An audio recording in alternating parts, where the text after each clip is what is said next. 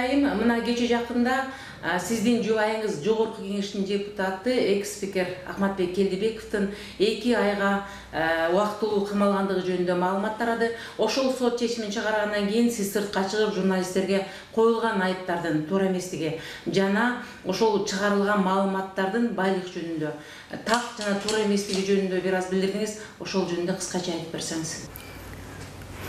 Саламатсыңарбы? Ооба. Мен соттун чечимине чыкканга абдан капа болуп, туура эмес чечим чыккандан капа болуп, журналисттердин суроосуна жооп берип жатканда эмоцияга берилип, журналисттерди капа кылып койгонго окшоймун.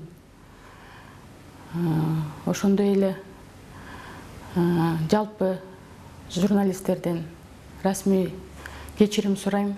Силер деле мени түшүнүңүлө. Кыргыздын жигити, мыкты жигити, Кыргызстан үчүн иштеген жигиттерин ушинтип айыптап атса, чынында эле абдан нааразы болдум. Ошон үчүн дагы бир жолу кечирим сурайм. Эмоция берилген айткан сөздөргө. Эми сиздин оюңуз боюнча мындан ары сот иштери кандай алынып барылат? Менин байкашымча сиздердин колуңуздарда ошол байлыктардын бардыгы бар эместиги жана ошол экс-спикерге коюлган күнөөлөрдүн, айыптардын бардыгы туура эместиги жөнүндө далилденген кагаздар бар экен. Мындан ары иш кандай жүрөт деп ойлойсуз? Аны убакыт көрсөтөт. Бар жок дайындалат, такталат.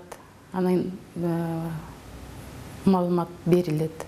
Мен өзүм жолдошума ишенем. Ал Кыргызстан үчүн иштеген жигит. Соттун чечимине мыйзамдуулук чечилгенине мен дагы чын жүрөгүм менен ишенем. Рахмат.